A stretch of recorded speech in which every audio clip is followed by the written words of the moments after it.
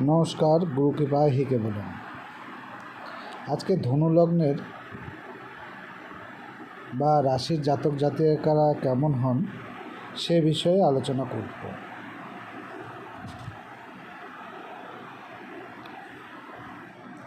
ধনু রাশিটির অধিপতি হচ্ছে বৃহস্পতি এবং এই ধনু রাশিটি হচ্ছে অগ্নি প্রকৃতির রাশি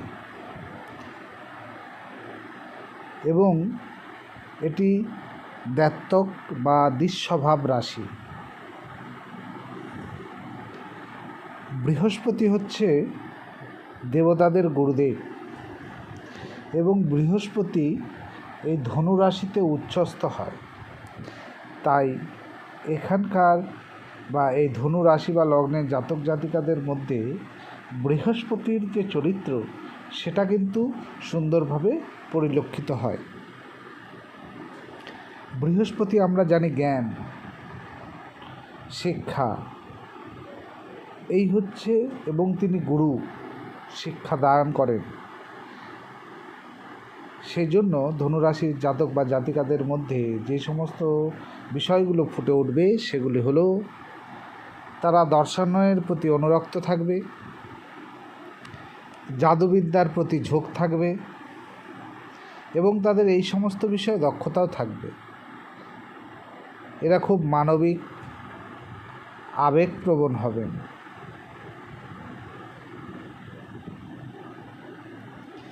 এদের মন থাকবে হাসি খুশি,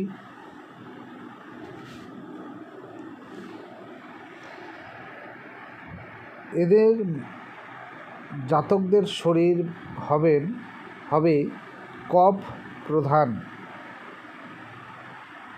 এরা প্রচলিত বিশ্বাসে বিশ্বাসী, এরা ব্যবসা কর্ম পছন্দ করবেন, তাৎক্ষণিক কাজে বিশ্বাসী, সহানুভূতিশীল, প্রেমময় এদের জীবন।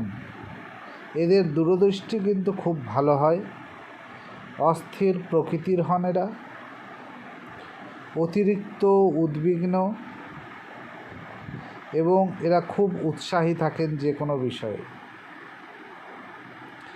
বাহ্যিক প্রদর্শনকে ঘৃণা করেন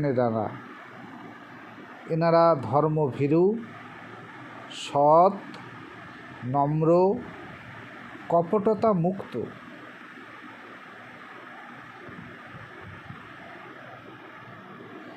এরা খাদ্য পানীয় এই সমস্ত বিষয়ে কঠোর নিয়ন্ত্রণ প্রয়োগ করেন। এমনকি বিপরীত লিঙ্গের প্রতি সাথে তাদের যে সম্পর্ক সেখানেও কঠোর নিয়ন্ত্রণ তাদের লক্ষ্য করা যায়।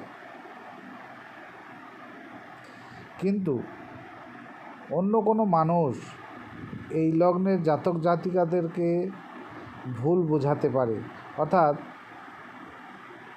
অন্য একজন এদের নামে সমালোচনা করে তাকে খারাপ প্রতিপন্ন করার চেষ্টা করে এবং তারা খারাপ হন সেই মানুষটির কাছে।